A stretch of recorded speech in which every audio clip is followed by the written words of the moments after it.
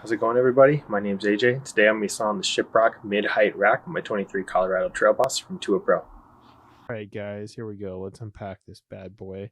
It's going to come in one box. Any accessories that you get will come in a separate box.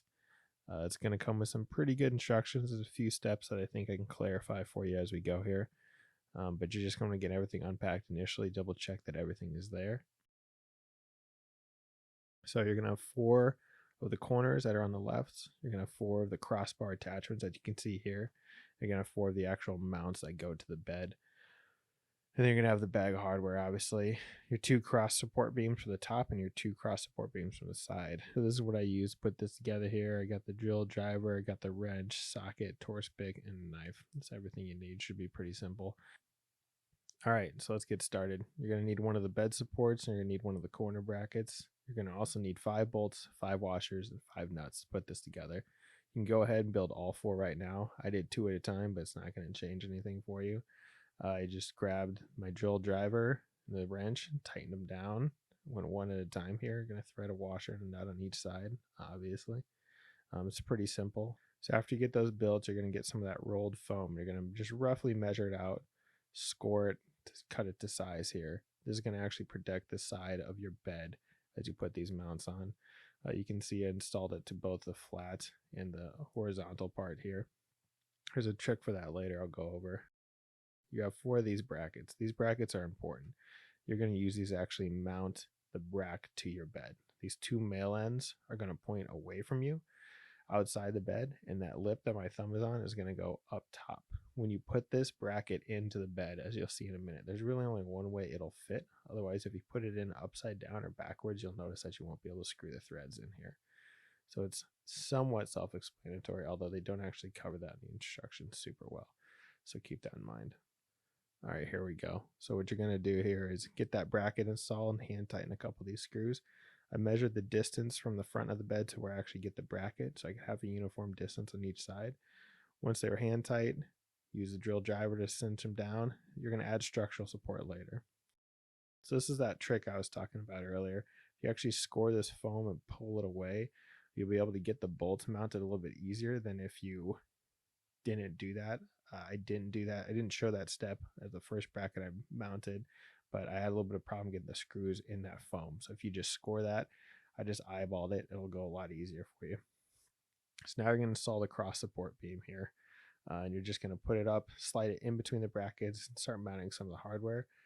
Tua showed a little bit different bolt pattern that I ended up going with. This is initially what I did, is the bolt pattern they showed, which is 1 on top and then 2 immediately on the sides there. I ended up adding another 1 on top and then 2 more on each side and spread them out a little bit more. So I have 10 bolts total per side that's holding it together. There's enough hardware that comes with this to do that. Same thing, you're going to need a washer and you're going to need a nut for every bolt that you put in.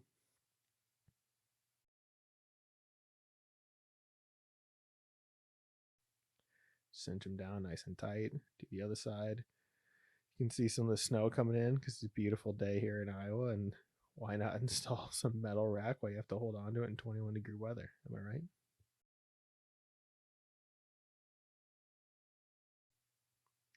All right, so now I'm going to build the other 2 corner supports here. Like I said, you could have done this earlier and just gotten it out of the way, but I decided to do it step by step here. So went a little bit quicker this time, as you know what you're doing. Same thing, just cinch these down, get them nice and tight, get your foam installed, and then use these brackets.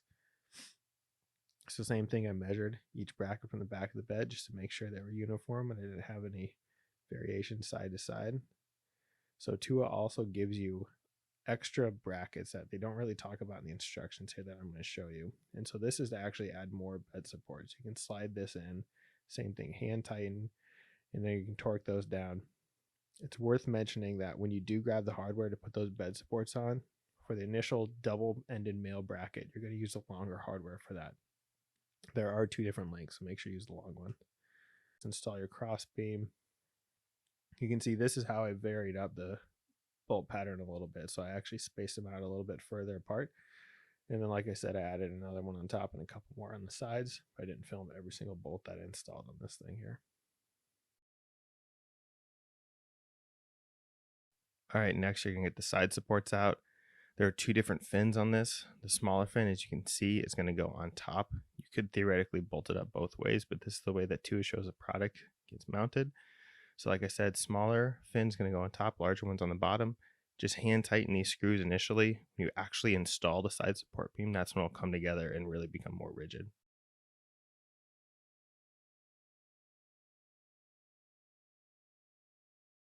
So on the instructions, Tua shows using 4 different bolts, and that's what I ended up doing. If you have a short bed truck like mine, I only have a 5-foot, 2-inch box. This support will probably be longer than the actual length of the rack can go in your bed. So because of that, I chose to let the front end hang off long as opposed to the back. I don't think there's a difference either way. It's just my personal preference. So when I get out of the way here, you'll see that I have a little bit more hanging off the front of that rack as opposed to the back, like I was talking about. This bed rack can expand a little bit larger than my bed would actually allow it to, but that was just my preference. So you can snug up all these bolts, and then you can repeat these same steps on the other side. At that point, your rack will be installed and ready for you to enjoy. I am going to be making some future videos showing some of the accessories that I'm going to be mounting. I have a set of the 4CX cross support beams, Rotopax carry that I'm going to get put on in the following weeks, as well as some additional accessories, old bikes and cargo carriers. All right, here's the finished product.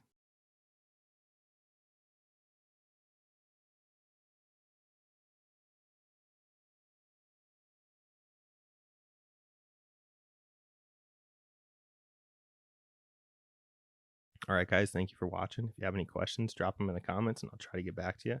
But otherwise, I'm going to be making some videos in the following weeks showing you some of the more accessories and things that I'm going to be getting on my rig. All right, cheers.